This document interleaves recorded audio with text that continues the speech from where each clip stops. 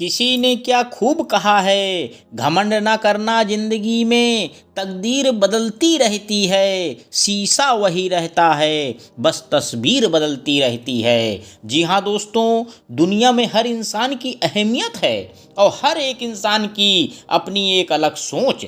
इस दुनिया में हर इंसान दुनिया की सोच बदलने की ताकत रखता है। आज की हमारी युवा पीढ़ी और परिवार के बीच कई मुद्दों पर अलग अलग सोच है। हमारी आज की कहानी इसी सोच के एक पहलू को बयां करती है। तो आइए शुरू करते हैं एक जबरदस्त इमोशनल स्टोरी जिसका शीर्षक है ननंद। शिखा परिवार की लाडली बिटिया, या फिर यूं कहें कि परिवार की आन बान और जान। जब घर में होती तो ऐसा लगता मानो घर में आसमान टूट पड़ा हो। घर में इधर उधर धमा चौकड़ी करना और खूब सारी बातें करना उसके पसंदीदा कामों में से एक था। शिखा के दादाजी शिखा को बहुत प्यार करते थे, लेकिन आजकल उन्हें शिखा की एक चिंता और खाए जा रही थी, और वो थी शिखा की शादी की चिंता। बस दादाजी अब हर परिवार में शिखा का ससुराल ढूंढते, लेकिन शिखा को शादी के नाम से इतनी चिढ़ थी कि शादी का नाम सुनते ही वह गुस्सा होकर मुंह फुलाकर दूसरे कमरे में बैठ जाती।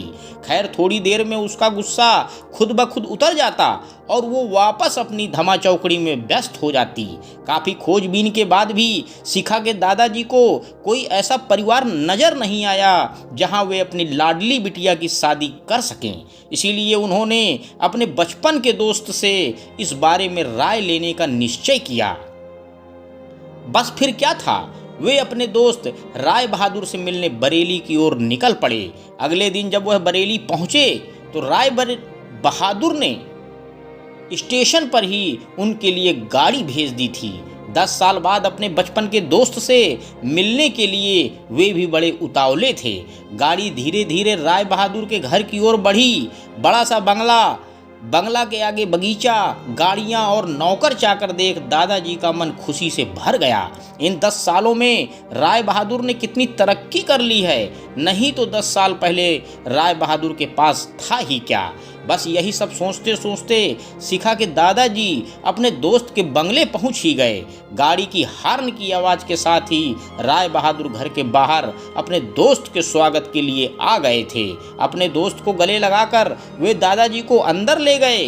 घर अंदर से भी काफ़ी शानदार था। अपने दोस्त की संपन्नता को देख शिखा के दादाजी भी फूले नहीं समाये। चाय नाश्ता के बाद राय बहादुर ने उनके खास दोस्त से आने का कोई खास कारण पूछा। दादाजी ने पोती की शादी के लिए एक अच्छा सा परिवार ढूंढने की काम सौंपते हुए बिटिया का फोटो राय बहादुर के हाथ में सौंप दिया। राय बहादुर भी अपने बेटे विक्रम के लिए एक सुयोग्य कन्या की तलाश में थे। तीखे नैन नक्श, चेहरे पर तेज और एक बार में ही किसी को पसंद आने वाली शिखा बिटिया को फोटो में देखकर ही उन्होंने शिखा को अपने घर की बहू बनाने का फैसला कर लिया। राय बहादुर इतना सोच ही रहे थे कि इतने में उनका बेटा विक्रम आ गया। विक्रम ने दादाजी के पैर छुए और हाल चाल पूछने के बाद ऑफिस की ओर निकल गया। विक्रम के जाने के बाद राय बहादुर ने अपने दोस्त से विक्रम और शिखा के संबंध के लिए पेशकश की। शिखा के दादाजी को लगा जैसे राय बहादुर ने उनके मुंह की बात छीन ली हो। खैर, प्रसन्नता से विदा लेकर अपने घर आने का कहकर दादाजी अपने घर की ओर निकल गए। विक्रम को शिखा बहुत पसंद थी, लेकिन विक्रम की माँ विक्रम की शादी अपने से बड़े घर में करना चाहती थी। लेकिन विक्रम के मनाने पर वह मान गई और तय समय पर विक्रम और शिखा की शादी हो गई। ससुराल में शिखा के सास ससुर, विक्रम के बड़े भैया भाभी और शिखा की ही उम्र की एक ननंद थी रागिनी। अपनी सादगी और सबका अच्छे से ख्याल रखने के कारण शिखा ने घर में सबके दिलों में जगह बना ली। लेकिन अपनी तमाम कोशिशों के बावजूद अपनी सासू माँ का प्यार पाने में असफल रही। वह शिखा के हर काम में कुछ न कुछ गलती निकाल ही देती थी। अपनी शादी की रात को ही विक्रम ने शिखा से साफ साफ कह दिया था कि घर के किसी भी मामले में बिल्कुल नहीं बोलूँगा, ना तो मैं किसी बात पर माँ से बहस करूँगा और ना ही तुम्हारा साथ दूंगा। तुम्हें तुम्हें अपनी समझदारी से ही काम लेना होगा। लेकिन शिखा की लाख कोशिशों के बावजूद भी सासू माँ के व्यवहार में कोई परिवर्तन नहीं आ रहा था। शिखा की ननंद जरूर उसकी माँ से शिखा भाभी के प्रति इस तरह के व्यवहार पर उलझ जाती, लेकिन इससे भी केवल बात बढ़ने के अलावा कुछ नहीं होता। इसी तरह करीब 1 साल निकल गया।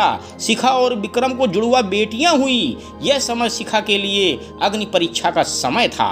शिखा का दर्द शिखा के आंसू बन गए। ससुराल में शिखा को संभालने वाला कोई नहीं था और विक्रम और उनके पापा ने शिखा को अपने मायके भेजने के लिए पहले ही मना कर दिया था।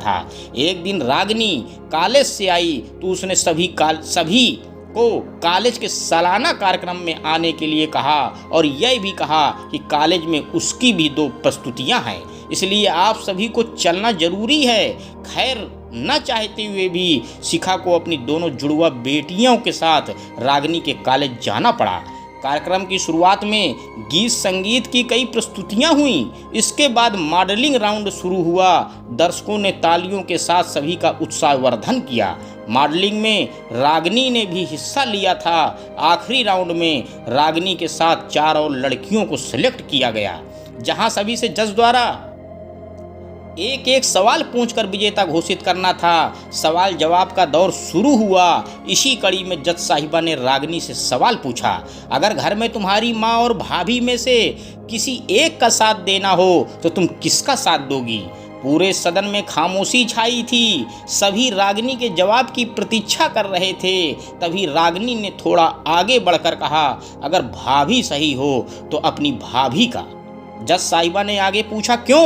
रागिनी ने जवाब दिया, क्योंकि मुझे भी कल किसी की भाभी बनना है। जवाब सुनते ही पूरे सदन में तालियां गूंज उठीं। सभी रागिनी की सोच और उसके सटीक जवाब की प्रशंसा कर रहे थे। रागिनी को विजेता घोषित किया गया। पुरस्कार लेने से पहले रागिनी ने सभी से कुछ कहने के लिए माइक थामते हुए कहा, हर बेटी अपनी माँ से बहुत प्यार करती है और माँ भी अपनी बेटी के दिल के सबसे करीब होती है। इसी तरह हमारे घर की बहुएं भी तो किसी की बेटियां हैं। आज हम किसी की बेटियां हैं, कल से किसी की भाभियां और बहुएं बनेंगी। अगर कल से हमें कुछ दुख हुआ तो हमारी माँ को भी दुख होगा, और इसी तरह हमारे घर की बहू को दुख हुआ तो उनकी माँ को भी दुख पहुँचेगा। और इस दुनिया में किसी भी इंसान को किसी की माँ को दुख पहुँचाने का कोई हक नहीं है। इसलिए हर सास अपनी बहू को अपनी बेटी समझे तो आगे चलकर उनकी बेटी भी खुश रहेगी। रागिनी के इतना कहते ही पूरा सदन एक बार फिर तालियों की गड़गड़ाहट से गूंज उठा। तालियों की गड़गड़ाहट के बीच ही शिखा की सास ने शिखा को गले से लगा लिया।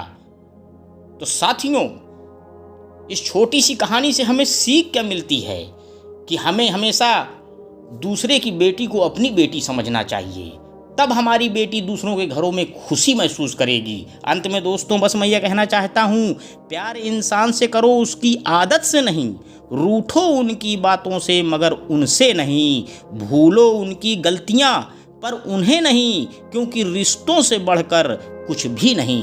धन्यवाद दोस्तों, मेरे YouTube चैनल को लाइक व सब्सक्राइब करें।